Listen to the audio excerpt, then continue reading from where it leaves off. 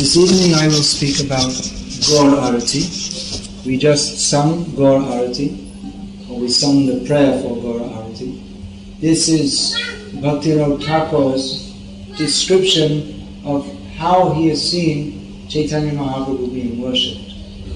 This is not just Bhaktivinoda Thakur's imagination or speculation, but he is personally seeing this and personally present in the worship of Chaitanya Mahaprabhu. So you may say, well, how is that possible? Because Bhaktivinoda Thakur came about 400 years after Chaitanya Mahaprabhu. Gaurange Nritya Nitya. Chaitanya Mahaprabhu's dancing is going on eternally. Adapi ho jai lila kare Gaurai kono bhagyavane dekhi bare pai. Even today, those who are very fortunate, they can see the pastimes of Chaitanya Mahaprabhu going on. Now, in this song, he also sings Shiva Shuka Narada Preme Gauda Gauda, that Shiva, Shukadeva Goswami, Narad Muni, they're all present at the Arati of Chaitanya Mahaprabhu. So you may wonder, well, what are they doing there? How is that possible? Shukadeva Goswami appeared some 5,000 years ago, so what's he doing in Chaitanya Mahaprabhu's Leela? But Gauranga Nritya Nitya, Chaitanya Mahaprabhu's dancing and all his pastimes, they are going on eternally. And they're not bounded by space or time. This material world is a prison. Not exactly according to the description here, there's some mistake here. They've shown Kailasa in the spiritual world, and people say, well, we'll worship Shiva, we'll go to the spiritual world. But it's not correct. Kailasa is in the material world. Okay. So this was made up by not a self-realized soul. Bhaktivinoda Thakur is not a conditioned soul. So just as Krishna Leela or God Leela, it is not bounded by space or time. We think we are free in this material world, but we can't move as we like, and we are controlled by time. When our time is up, we have to go. When the tsunami comes, you can't say, wait a minute, I have to take my breakfast first. Time is up, there's no escape. But space and time, they are servants of Chaitanya Mahaprabhu. All the great personalities from all over the universe would join in Chaitanya Mahaprabhu's Sankirtan Leela.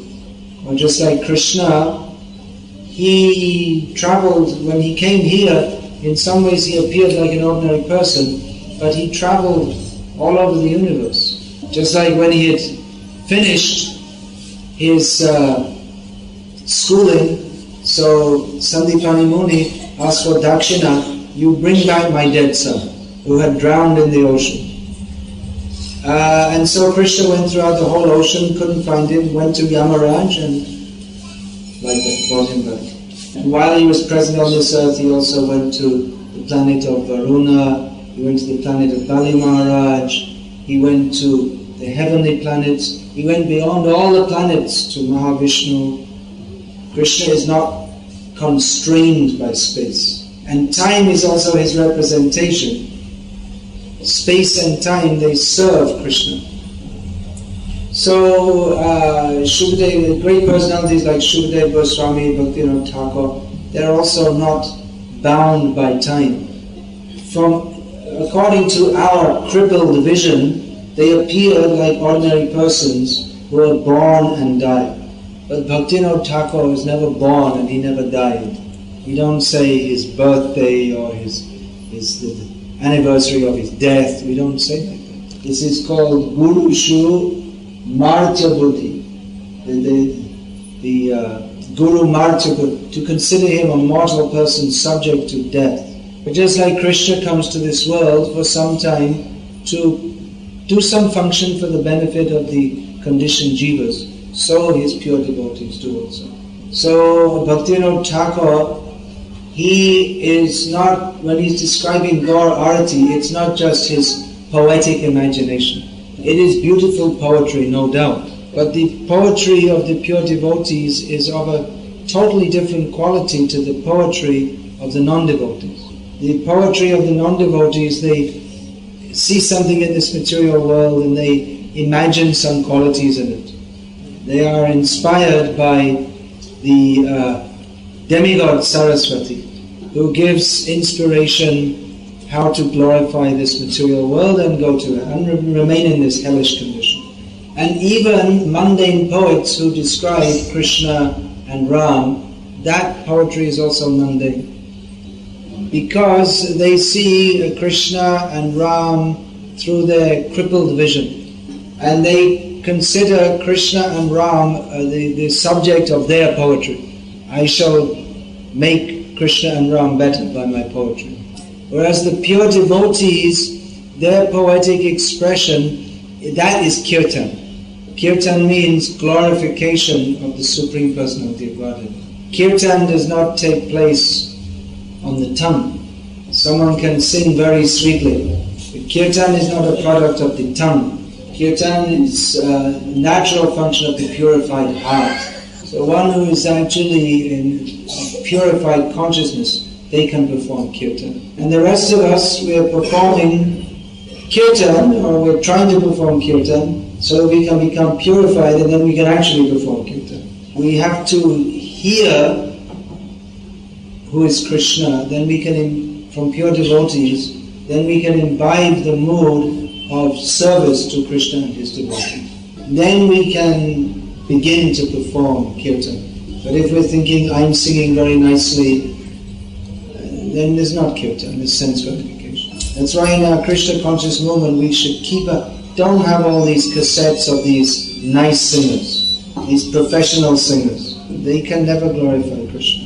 Kirtan means that is coming from pure devotees only. One who's singing for name and fame and glorification and money, they are millions of miles away from anything resembling kirtan. So all this kind of how do you say that ustadi, this fancy tabla playing, all this kind of thing. This has nothing to do with kirtan.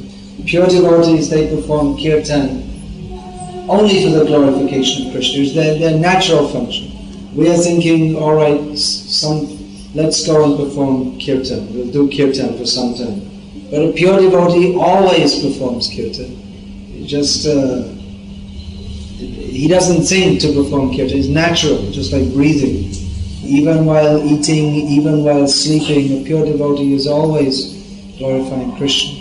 There is no stopping. It goes on all the time. This is Kirtaniya Sadahari. So Bhaktivinoda Thakur, he has composed hundreds of songs glorifying Krishna. These are the natural expressions of his heart's love for Krishna. He has kindly come to this world to communicate this to us. He is glorifying Chaitanya Mahaprabhu. Jayo Jayo Gaura Chanda Arati Koshona. The words are very simple, but coming from a pure devotee, Mahan Bhagavato Mahan, a great pure devotee, even among great pure devotees, Bhaktivinoda Thakur is great. So the import is very deep. So ordinarily we may say Jai, Jai, Jai, Jai this, Jai that, Jai something else. But Bhaktivinoda Thakur's Jai means that his heart is one with Chaitanya Mahaprabhu. He knows nothing else in his heart but Chaitanya Mahaprabhu. And he's glorifying the Arati of Chaitanya Mahaprabhu, which is Shobha, which is very beautiful and splendid. Shobha is, you might say, an ordinary word. Do you say in Tamil also? Not much. Just like in English you say, that's nice, that's nice. How do you say that in Tamil? You have some equivalent of that? International word. But Bhaktivinoda Thakur, he's not just saying, oh, it's okay. No. He's marveling at the wonder of Mahaprabhu's Arati. Pure devotees, they don't speak any ordinary words. Even the words they use may seem to be the same kind of words that we use. but their words are coming from the Antaranga Shakti, the internal potency of Krishna. So every word a pure devotee speaks, that is fully connected with Krishna. And every word they speak, that increases their appreciation of Krishna. Whereas every word a conditioned soul speaks, binds him up more and more in the bodily concept of life. That's why we have to hear from pure devotees. That is Vaikuntha Vani, that those words, they directly connected with the spiritual world. So we say pure devotee is a representative of the spiritual world, representative of Krishna. It means everything he says has the potency to cut through the coverings on our hearts and bring the direct perception of Vaikuntha. Just like the universe is covered by Bhumir, Apo, Nalo, Vayu, Kamana. The universe has so many coverings. But the pure devotees, they are here, but they are directly with all the potency of Vaikuntha. And our hearts, they're also covered by thick coverings of Kam, Krodh, Lobh, Moha.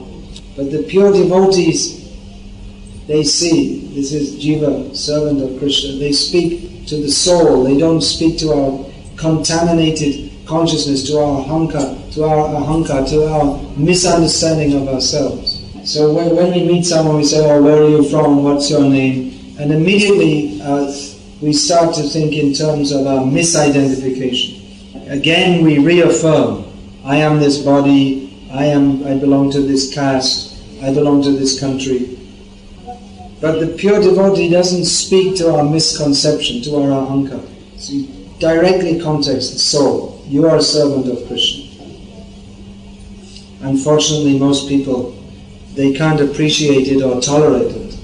But if we can tolerate to hear the messages of the pure devotees, then our consciousness will be reawakened, our Krishna consciousness.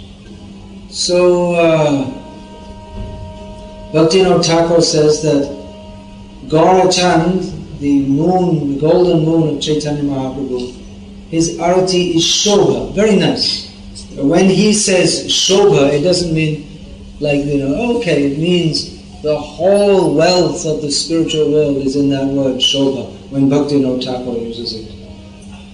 This is the function of Shuddha Saraswati, the Saraswati of the Antaranga Shakti of Bhagavan. She enters the tongue of the pure devotee and then they speak. And in this material world, they're doing the Saraswati Puja, the students. There's Dushit Saraswati, almost contaminated conception of Saraswati. So he describes how this arati is Shobha, how it is very beautiful. Jahnavi Tattavane Jagamanavo, on the bank of the Jahnavi, means Ganga. So again, every word is full of so much meaning. Ganga is very dear to Chaitanya Mahaprabhu. She goes by so many names. One is Jahnavi. So even in this one name you have a whole lila. How Ganga has become so fortunate that Chaitanya Mahaprabhu in his youth would regularly spot in her waters.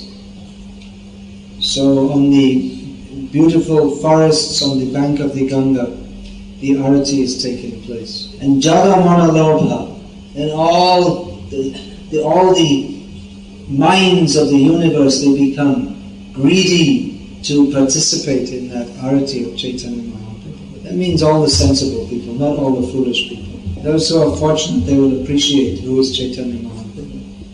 Otherwise, everyone in this material world, they are achaitanya. Consciousness is just like a dead man's. There are so many intoxicants you can get to.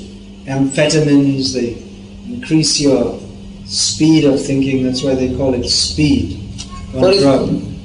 But even if you're chemically the brain function is stimulated, but it's all just like the dead man's. Because this whole material world, achaitanya midam vishwam, which is like dead without knowledge of Chaitanya Mahaprabhu. So Chaitanya Mahaprabhu came to make this world, to bring Chaitanya to this world.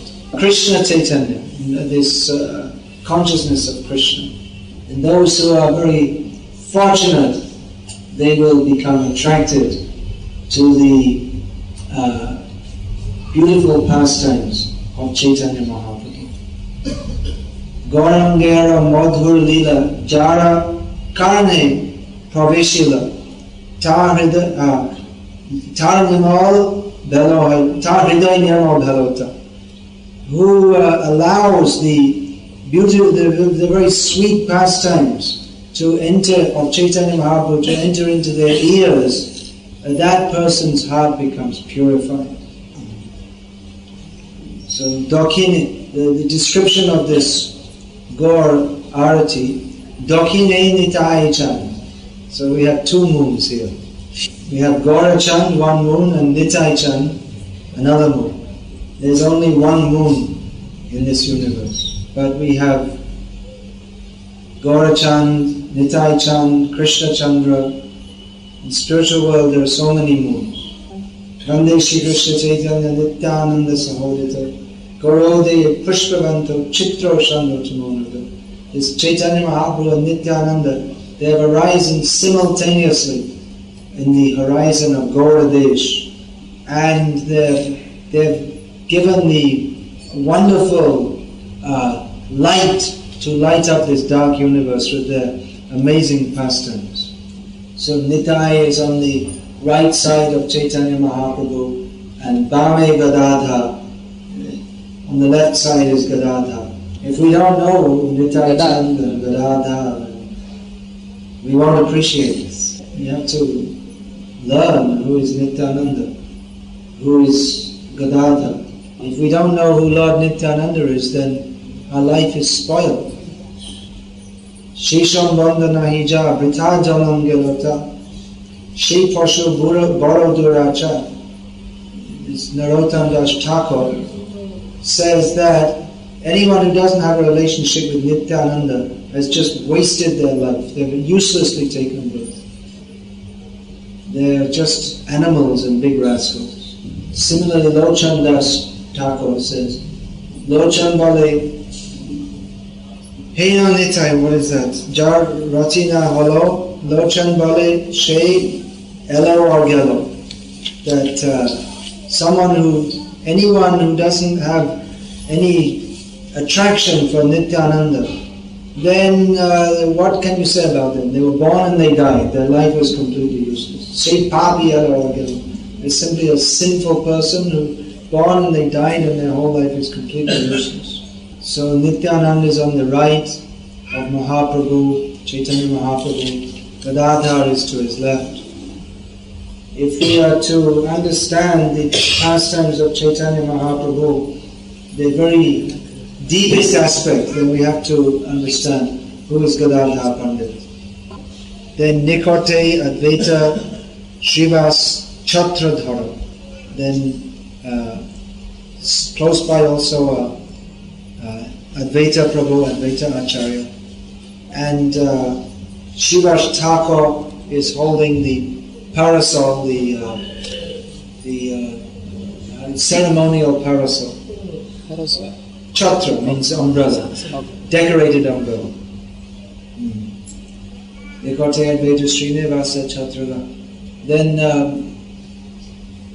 Vashyate Gaura Chanda Ratna Simhasana. So Chaitanya Mahaprabhu is sitting on a jeweled throne, driving all the way from Injambakam. So many advertisements for gold shops and diamond shops and all this. And they cannot even imagine the jewels that decorate the throne that Chaitanya Mahaprabhu sits on. All the diamonds of this material world cannot compare with even one diamond of the spiritual world. The diamonds of this material world, they're just like some glass or broken stones compared to the diamonds of the spiritual world. Everything here is just a poor reflection of everything in the spiritual world. Nothing here can have a proper quality because it's divested of the spirit of service to Krishna, which is the only thing that is of any quality anyway. All the demigods, Arati, Karyama, Brahma, Adi, Devagane, all the demigods headed by Brahma are fortunate enough to get the opportunity to perform the Arati. That is Chaitanya Mahaprabhu's great mercy on them to allow them to perform the Arati. Chaitanya Mahaprabhu, we shouldn't think he's just some saint, but even the demigods consider themselves very fortunate to have the opportunity to have his darshan. Narahari Adi Kari Chamar Dhula. Narahari Sarkar, another of the great devotees of Chaitanya Mahaprabhu, was performing Chamar Seva, Mukhyamana Seva. It's actually generally the acharyas, they perform Chamar Seva. You hear in South India also? Chamar. They themselves perform to the deity. So, Sanjay, Mukunda, Basu Ghosh, they're singing.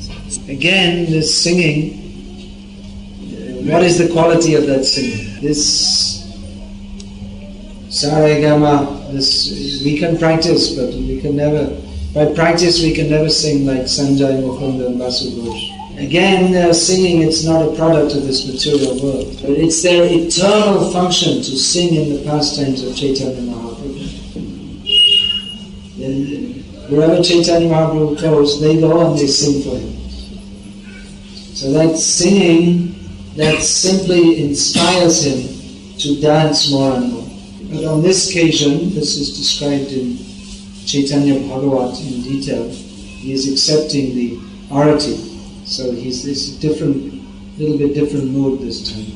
So he has his eternal associates and also eternal paraphernalia of Chaitanya Mahaprabhu's Sankirtan Leela is Shankh, Karatal, Mridanga. These are the paraphernalia by which Chaitanya Mahaprabhu is worshipped. Also this Dhoop, Deep, all these things, Chama, but more essential even to Chaitanya Mahaprabhu's Leela is Kal Kartal. Krishna has his flute, and in Gaura Leela there is Mridanga and Kartal. So sometimes we introduce other instruments, but these two in particular are most important. Now in some of our centers in ISKCON we introduce this bongo drum, but that is not dear to Chaitanya Mahaprabhu. Mridanga, that is very dear. Bongo drum? Luckily it didn't reach here yet.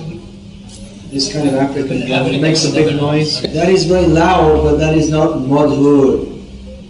Loudness and sweetness are not usually synonymous.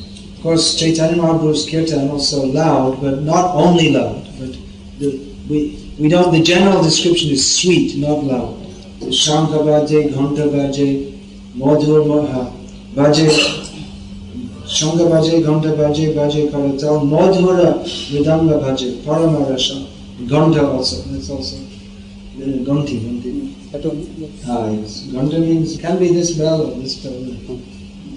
And the sound of this combined with the voices of the devotees singing in the pure ecstasy of love of Krishna is Paramarasha. And if you like, you can try and translate it. There's no translation in English. Maybe in Tamil you can say something.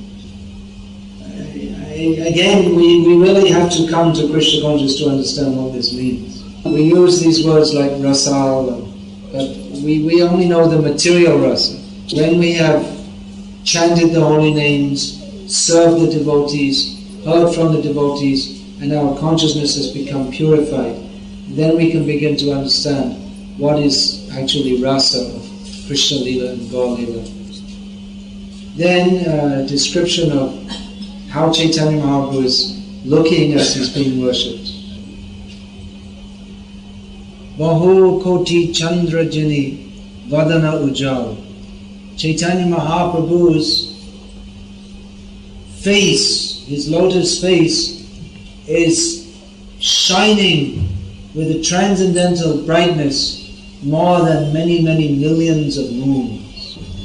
And Gaura Deshe Bonamala Kare Jhalama. Also, the garland he's wearing, made of forest flowers, is also shining very nicely, very beautifully. Shiva Shuka Narada, I was speaking, they're all present there.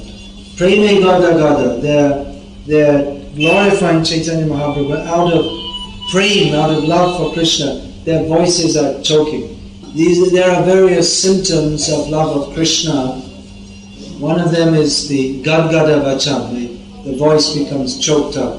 There are many such symptoms. Romancha, hairs of the body standing on end, trembling, crying. Actually, it's only by the Antaranga Shakti that the devotees are able to carry on with the Arati or Kirtan. Otherwise, they just collapse and faint all the time. Considering the anything about Chaitanya Mahaprabhu, the devotees should normally just collapse and faint in ecstasy. But by the Antaranga Shakti also sustains their consciousness so that they can do some service to the Lord also. And Bhaktivinoda Thakur describes how he is seeing the opulence of Chaitanya Mahaprabhu. Bhakti Vinoda Deke Gaura Sampaka. So what is the Sampada of Chaitanya Mahaprabhu? It's the diamonds of the spiritual world, that's there, but the real diamonds are his devotees. Bhaktivinoda Thakur is one such devotee who is an eternal associate of Chaitanya Mahaprabhu. Prabhupada, he has introduced us as big personalities, the representative of all the acharyas. So it is indescribable. With our limited, crippled tongue and intelligence, we can attempt to describe something about Chaitanya Mahaprabhu and his devotees. But what can this tongue say? What is the value of our small intelligence to try to describe the glories of Chaitanya Mahaprabhu? But still we should try. That is our natural dharma of the soul, is to glorify Chaitanya Mahaprabhu and his devotees. So we should try as much as we can, despite our being limited by material consciousness. And if we try in this way, then Chaitanya Mahaprabhu will be very merciful to us.